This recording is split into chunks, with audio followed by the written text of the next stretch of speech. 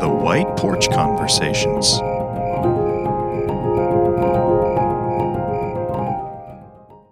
Hey, what's going on, guys? Welcome back to the White Porch and White Porch Conversations. She's got the giggles over here. She's just kind of giggling to start out. So Unscripted improv. Unscripted. She's freaking out because we do these unscripted completely without any prior discussion, and I think she's a little nervous about it. And so No, I'm good. You're good? I'm good. You're good? All right. I am good. Well, we have been away from you for 2 weeks, and it is so good to be back and getting to sit on the white porch and have a conversation with someone that I love so much, somebody that's so near and dear to my heart.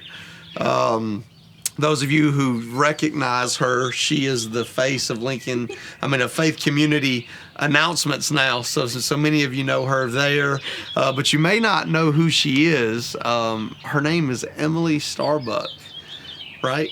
That's right. Is that right? That's right. Is that still what you go by? Yeah. Emily? Yeah, I go by Emily. What's your full name? Emily Michelle Starbuck. Emily Michelle Starbuck. Emily Michelle Okay. Starbuck. All right. Do you like the name Michelle?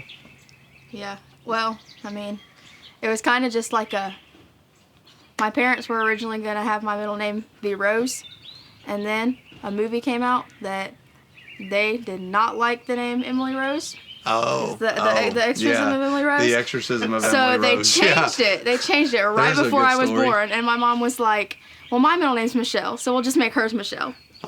True story about the Exorcism of Emily Rose. I got extra credit in college for going to see that in theaters. So, yeah, because it was a true story and it was something we were going to discuss in class and everything. So, yeah, I remember that movie. Yeah, my parents were like, yeah, we're not going to do that. I didn't think about No. that. It did come out about the time that you were born, pretty close there. So, Yep. Very interesting. I did not know that about you. So, there you go. Yeah. But we have Emily with us, and I'm just so excited to have her. I love this young lady with all of my heart. And I was thinking about how we have not yet had any of our students share on the white porch. And so I wanted to reach out to Emily. Now, I do know that a few years ago, some of you may remember Emily and her sister, Savannah, they actually got to share their testimony on video with us. I guess that was probably about 4 or 5 years ago. It was a long time ago. And so some of you may know a little bit about her story, but let's just start out by me just asking you kind of what I ask everybody, and that is tell us a little bit about how you came to a place of faith in Jesus. What did that journey look like for you as a young person, and going through the things that you went through growing up? What was it for you? What were those defining moments as you look back in your life where you recognized that God loved you and that He was calling you and all of this stuff? Because I think you're an amazing person, and for someone to be as amazing as you, I think there are a lot of people that need to know how that came to be, because you are an outstanding young woman, and I celebrate you. So tell us a little bit about your story. Well, some of the really defining moments were, watching my parents go through drug addiction and alcohol addiction, and my grandparents, when I was really little, went through alcohol addiction, and I just watching that growing up, I was just, that's not what I'm going to be when I grow up. Right. It's very similar to my mom's story. It's exactly what she went through. I was watching that growing up, and I was like, that's the opposite of what I'm going to be. Yeah. And so I just, ever since, when I got old enough to realize what was going on, I was like, okay, I'm going to do the best I can in school. I'm not going to be dumb. I'm not going to be dumb in high school. And I'm going to make a life for myself so that I don't go through what other people go through. Well, you come through a long line of very intelligent people. Let me say that. You come from very intelligent people on both sides of your family. So, but you're right. My mom went through the same thing where it was she watched that. So it can do one of two things. It can either suck you into it, or it will make it be like a deterrent and be like, I'm not going there. And for you, you just had to make that decision for yourself that I'm not going to get sucked in because this is, what my parents did or my grandparents or whatever. And it's good for people to know that you don't have to follow in that you can break those cycles. Yeah, and especially with prom coming up, you hear everyone talking about, oh, I'm going to go to this party after and this after party, and we're going to go do this and this and this. And Come on, preach, girl. Why? There's no... that's what I tell people. I'm like, but why are you going to do that? And they're like, well, because so-and-so is going. I'm like, okay, does that mean you have to go and you have to drink and do whatever else they're going to do? No. So after prom, I'm going home and I'm going to bed. Come on, you come hang out at our house. We'll watch a movie. You can come to the church, hang out at the gym, whatever you want to do. But I think that's amazing. I think that is awesome. It's really like a really hard, like in high school, especially around prom time, because it's like there's, oh, well, this is what happens after prom. You go and you party and you drink and you do this. And I just think, that shouldn't be just the expected thing after a prom. Man, I didn't even think about it being prom week and you were having your own here. Now you're over here preaching a sermon. This is amazing. Good job. Way to make it really relevant to the week, because I didn't even think about that when I invited you to do this with me. So that's awesome. Yeah. So wow. So you went through that with your family and you made a decision, that I'm not going to be that. And then like you had brothers and sisters and you guys were trying to make the best decision. You're all so intelligent. You're all so gifted. So what was next for you? Like after you just kind of made that decision, like? I don't know. I've just been doing my own thing, Was there anything that like, that happened to you where it was like that, for lack of a better word, epiphany, because that's actually a divine word, the word epiphany, that experience of just God letting you know that he loved you and that he was with you and that he was going to help you make better decisions and he was going to help keep you safe, protect you.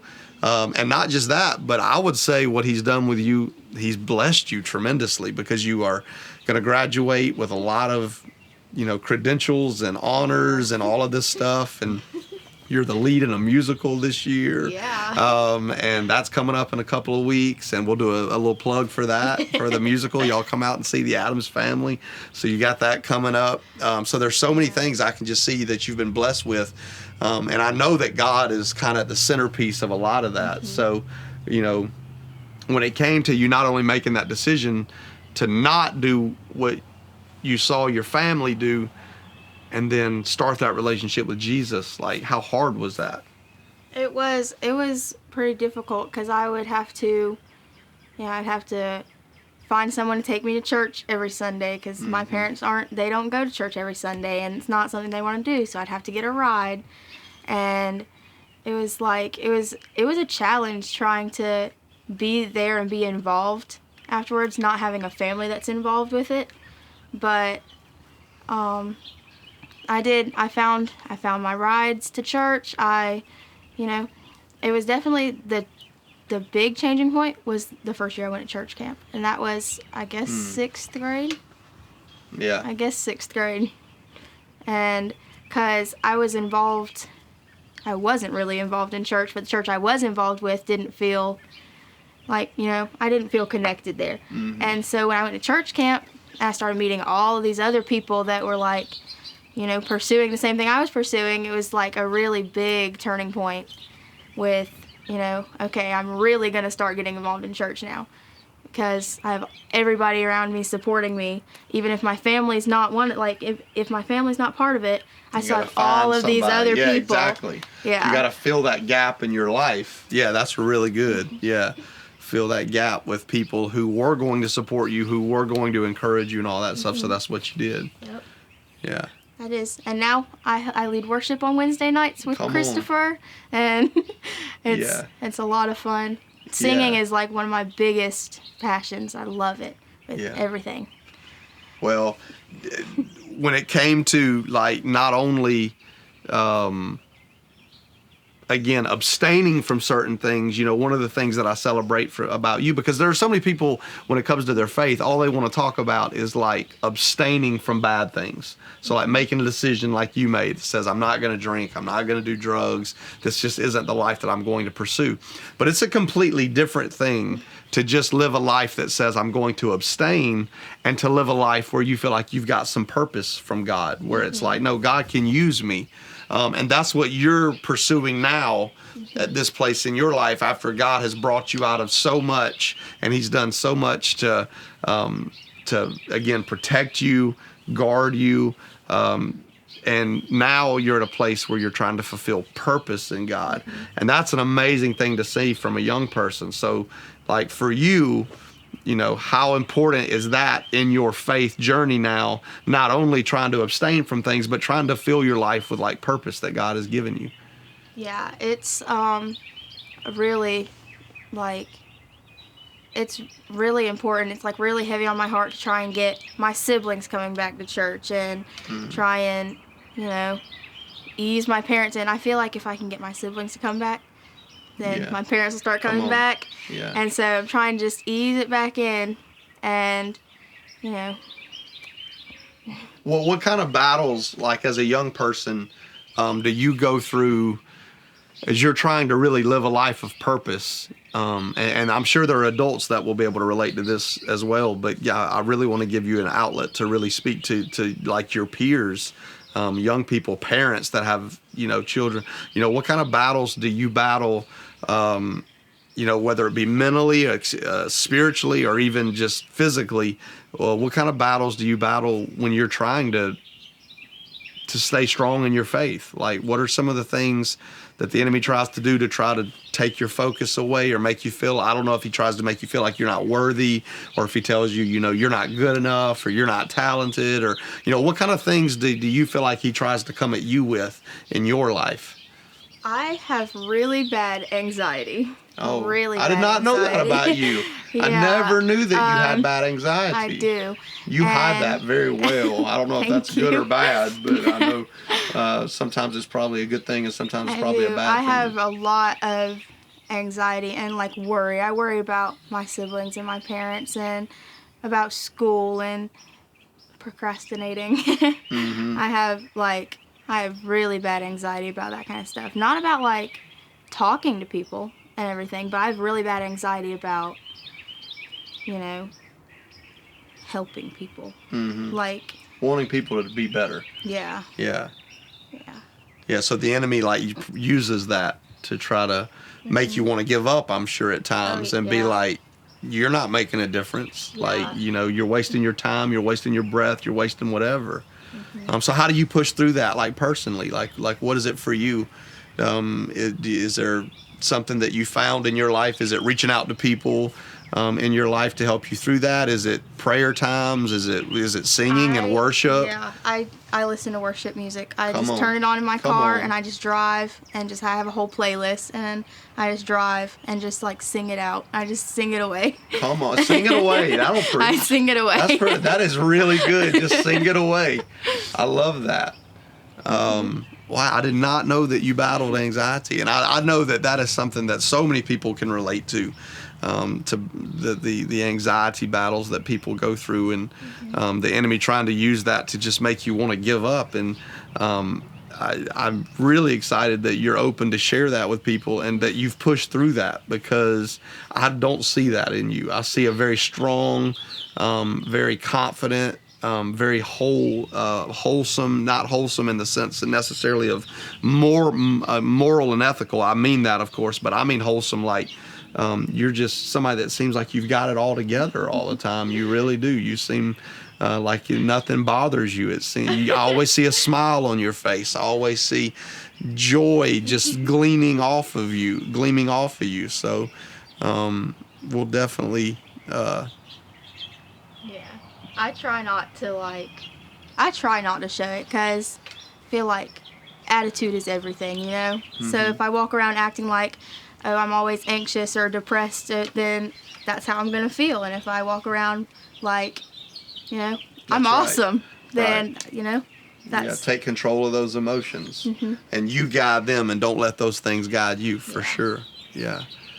Well, if you were to sit down with, you can look at it two ways. If you were to sit down with young Emily What are you now, 18 or 17? 18 years old. You're a woman now. Like, you are an adult now, according to the laws, I guess. And so I don't know if you feel like you're an adult, but culture likes to tell you that you are now. So if you were to sit down with, either 8, 9-year-old Emily, or maybe even 13, 14-year-old Emily, or if you were to sit down with a young person that was struggling with some of the stuff that you've struggled with, whether it be the anxiety, whether it be the struggles you went through in your home, which were things that God has brought you through, what piece of advice, like what would you want to tell them? What would you want to share with them, or yourself, even if you could go back? Definitely to find an outlet at church, because I've got you and BB and Josie, and it's just like all these people, even if your family life's not going well, if your school life's not going well, this outlet is always going to be there for you to go to. And that really helped me. So yeah. Well, I just think you're so amazing. I've told you this before, that anybody that has gone through what you've gone through, and I'll tell everybody out there that's watching, if you want to see a real testimony, like a life that is a testimony, you are looking at it right now, for sure. Because anybody that had gone through what she's gone through and experienced what she's experienced, they are not supposed to be where she is. Statistics would tell you otherwise. But God has blessed you so much with, again, a solid mind, a good attitude, a lot of joy. He has gifted you with so many giftings. And I just thank God every day, every time that I see you, that was one that was kind of snatched back from the enemy, because you're the exact type of story that the enemy would think that he would have an easy way to take your life, and you haven't let him. And I just want to celebrate that with you and tell you that I think you're just the greatest. I do. You are an amazing, and I know that you're a great example to your friends. I know you're a great voice to the people that you interact with at school and at work or wherever. And I just want to tell you thank you for what you do for Jesus, because he's using you in a really big way. He uses you in my life, I know. So I know he uses you in other people's lives as well. Anything else you want to share before we shut it down? Make sure y'all come see the Addams Family on May 5th, 6th, and 7th. Yep. 2 weeks from tomorrow. You are Morticia. I am Morticia. You are Morticia. Yeah. And so that's a character she's really gonna have to act, because that's not who she naturally is. At all. So she's definitely going to have to do a good acting job for that. I so, have to be mad most of the show, like the whole dark and mad and all that stuff. Yeah, so it's going to be a real acting job for you to do that. Challenge. Yeah, but I'm excited for you. And if you guys have young people, or if you are a young person and you want to reach out to somebody about growing up in just a really difficult home environment, or anxiety, as you talked about today, and sharing a little bit about the anxiety perspective of what she shared. Listen, she's here. I know that she would love to talk to you. We're here to pray with you and to anything that we can do. I want to give a shout out to all those people in your life that you just mentioned, BB and Josie, and all those people that have come in to be support for you. And I just celebrate them, and you're here in part because of them. I have no doubt that they played a big role in what has happened in your life. But I want you to see Emily's story and just know it's similar to my mom's story, that man, people try to look for any excuse they can on why they can't be successful, or why they can't do well, or why they have to be a victim. And that is so opposite of your mentality. I've never heard you play a victim card one time. And it would be very easy for you, because you were a young person. You were raised in some stuff that was definitely not your fault in different situations and circumstances years ago. And it's like, man, this is not your fault. So if there's anybody that should be able to play a victim card, somebody that's been through what you've been through can, but you don't play that. You really show, no, I'm going to be determined to to be the best that I can be and let the Lord equip me to do that. Let me say this too. One of the things that happened in Emily's life that I think I've told you this before. I don't know if you know the extent of it, but we pray in the back every Sunday morning. We pray, a group of us, and Eddie Turner called your name out. Probably, I would say 95% of all Sundays for years. Not a couple of weeks. I'm talking about for years and years. He would call you out by name because he recognized what God was doing with your life and what God had put inside of you. And I know that that's a big part too, is you've had some people praying for you that you didn't even know were praying for you at times, lifting you up in ways that you didn't even realize it. So, man, it's just amazing to see where you are. And you are going to be graduating this year and graduating with honors. I don't know if y'all know what order of class and everything. I know you're way up there. I think I'm third. Third. Wow. I'm not positive. I think I am. Yeah. Come on. That is just amazing. Yeah. And that's God just blessing you so much, and you pushing through everything the enemy meant to harm you, and you're going to use it for your good. And you are going to continue to use these things. I have no doubt. You are going to continue to use these things for the rest of your life to bless people, help people, make people stronger. And just thank you for sharing a little bit of your story today. We love you. I love you too. We love you very much. And again, if you guys have any questions for her and want to talk to her, if you want to celebrate her, if you want to bless her with a graduation gift, right? This will be your graduation invitations. We graduate a month from today. Yeah, May 20th. That's what I told my daughters today. I said 1 month from today, school will be out. My daughter will be going to middle school. That's insane. Yeah, you got a brother and a two. sister. Yeah. You got two that are going to be shifting from elementary school to middle school, and then you got a sister that's going into 10th grade. 10th grade. I was going to say 9th. No, 10th she's grade. going to 10th. Yeah, Savannah, she'll be in the musical too. Oh, okay. I did not know that. Yeah. And then you've got another little brother that's going to be going into 2nd grade, I believe. Yeah. So, man, you guys are spread out all through the school. All over the place. So, but anyway, man, thank you for sharing a little bit today, Emily. We love you, and we're very proud of you. I'm honored to be the first student. Yeah, you are the first student porch. to be on the white porch. And so if there's anything that she can do for you or that we can do for you to pray for you, let us know. But I want you guys to help me celebrate what the Lord has done in this incredible testimony. I could talk for hours on her behalf because she is one of the greatest success stories in our whole community. So let's just thank God for her. If you see her on the street or if you see her around, hug her neck, tell her how proud you are of her. I am. We are. But thank you guys for letting her share with you today a little bit on the white porch. And we'll see you next week. Hope you have an awesome Thursday night.